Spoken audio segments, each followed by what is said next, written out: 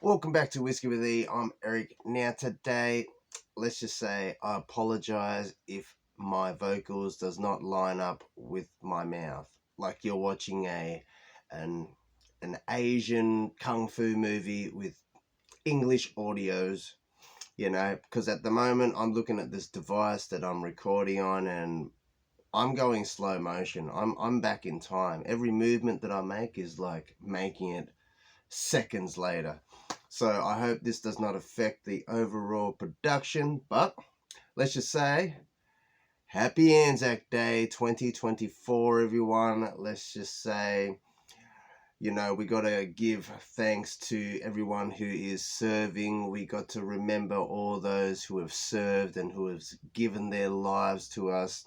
Even my grandparents was in the military, even my great grandparents. So, lest we forget, we will remember them.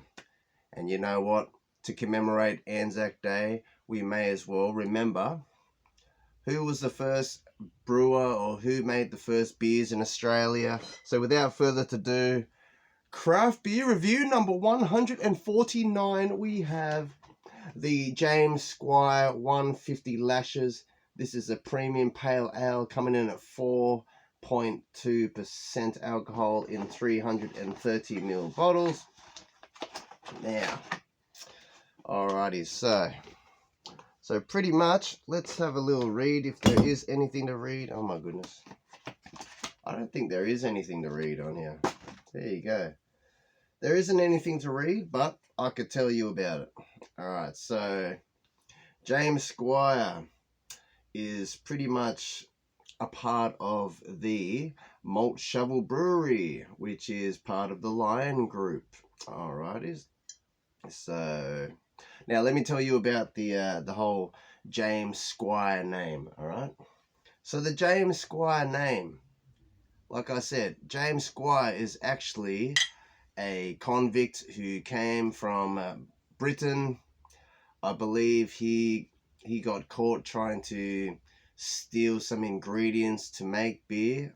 Am I tilting? Am I starting to tilt right now? Yeah, let's go back this way. Alrighties. Now let's just say he got caught stealing ingredients to make beer, so they ordered 150 lashes, and for him to pay up with some ale as well. Don't quote me on how much ale. I can't remember, but this is where the 150 lashes name comes from. So there you go. If that says anything. Superior flavor, smooth finish, premium pale ale. Alright, so now for all those that don't know, James Squire 150 Lashes is classed as an Australian style pale ale.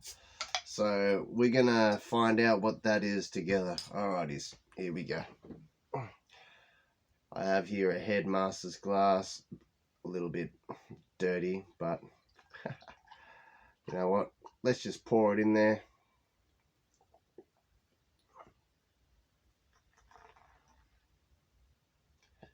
Alrighties.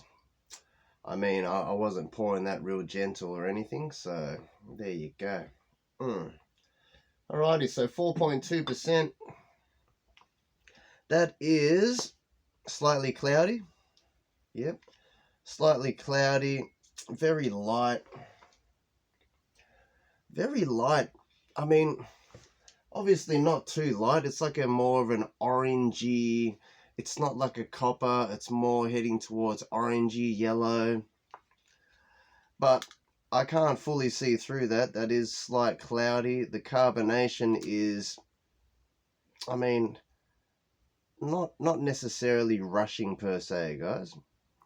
But the bubbles, the head is a nice concentrated small little bubbles, which I like. You know what? Let's just get right into it. So look at that. Just a fluffy white concentrated. I just like little bubbles, guys. Little bubbles is better than big bubbles, I feel, because the big bubbles, I feel, just disappear too quick. But you know what? Let's get a nose and I'll share with you my thoughts. Here we go. Okay. Okay. It's not as if you're getting like a very crazy hoppy sensation. So don't think this is like a West Coast pale ale or anything like that. It's not necessarily very hoppy, all right?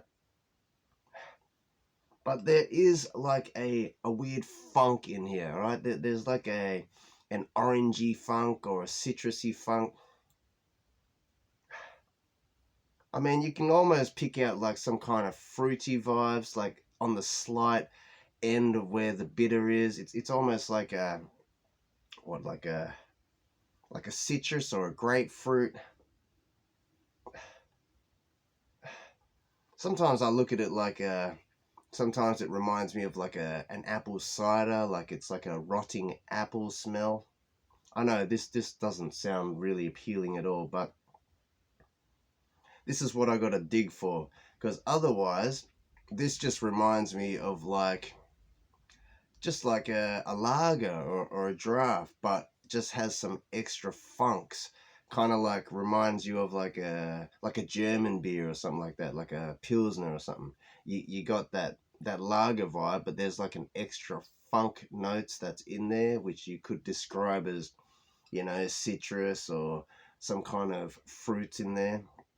But obviously it's not like an IPA kind of like a mango kind of bomb like that, you know, not overly fruity like that, but you are picking up essences of some kind of funk in there, which you could translate to grapefruit or some kind of orange or citrus notes. Mm. Yeah, what?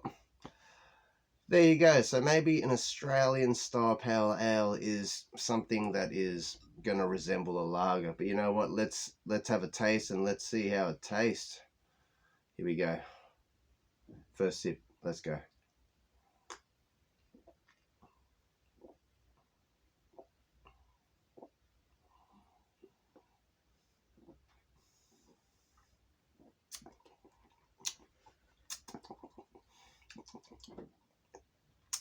That is easy drinking. Like honestly, the bitter note is not too bitter. Man, it is really like drinking a lager. It's refreshing, it's semi crisp, but there's none of that tingling carbonation on your tongue or anything. But we are going to test the chuggability a bit later. Now, but it's not necessarily hoppy either. You know what? We're going to have to go for another sip. Here we go. Cheers, everyone. Drink responsibly.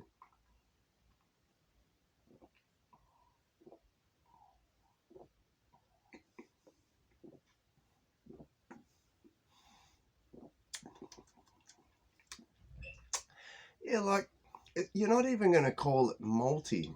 Like, like there's a slight malty flavor, like in your after breath. But we're not even going to count that as fully malty. But but you know what? Nothing off-putting about it. It is actually really refreshing, to be perfectly honest. I mean, they describe this as pretty much smooth, right? Or maybe it says it on the bottle. Here we go. Superior flavor, smooth finish. So yeah, let's just say there is no tingling carbonation. So I think that's what they mean by it's smooth, because it's really drinkable. Now the head is still there. But I mean, if you were after something that is really extremely hoppy, or you're going for like a West Coast IPA or something like that, to be honest, this probably isn't it. This is like yeah, if you love your lagers, if you love your Australian style beers that isn't too challenging, but you just have an extra little funk note in here, which you could describe as the grapefruit and all that kind of jazz. So, so there you go. An Australian style pale ale is similar to a lager with just some extra fruity notes, but not overly fruity, if that makes sense. There you go. I mean, it is cloudy, that's for sure. It's not clear. Hmm. And that head is still active. Obviously lacing is probably not sticking too much, but carbonation is very slow little bubbles right now. Very slow little bubbles. Slow little bubbles. Alright. Anyways, like, comment, subscribe. Let me know if you have tried James Squire's 150 lashes. There you go. So, I believe this is, hold on, Chuck Hahn.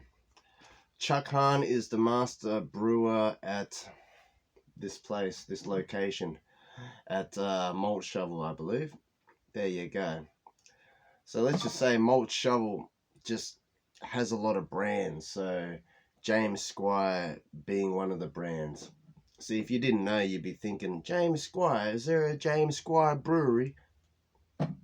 Nah, it's just coming out of Malt Shovel.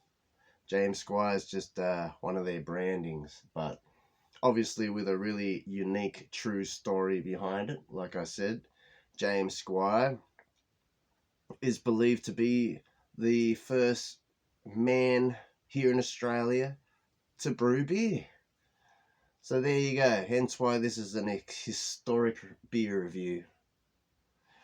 We don't know how much that is true, but they do say it is a true story. And, you know, he did get 150 lashes for stealing ingredients to make beer. So, you know, maybe it's true. But let me know in the comments if you know if this is a true story or not. But here we go. Let's round this up. I mean, still active, guys. Still active.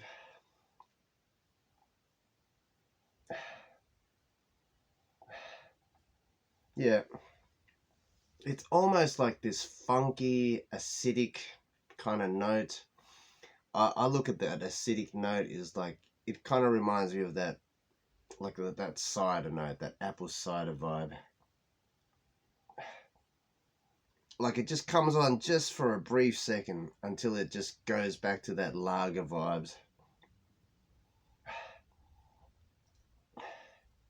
So I take it that nose, that funk, that funky smell, that would probably be a whole lot more prominent in other pale ales. That's what I'm saying. Australian style pale ale, you're getting just ever so slightly that funk, that notes, you know, but otherwise it just reminds you of a lager, guys. Something crisp, or not too crisp, but it's easy drinking, it's smooth.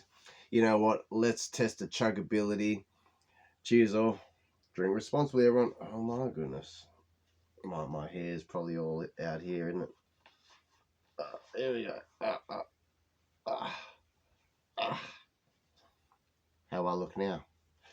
I really need a haircut. Here we go. Alrighties.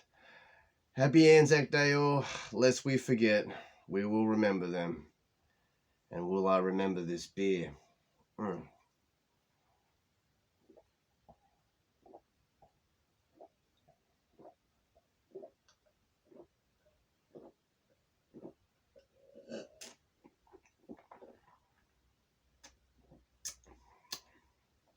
Mm. Very chuggable. Very sessionable. Alright.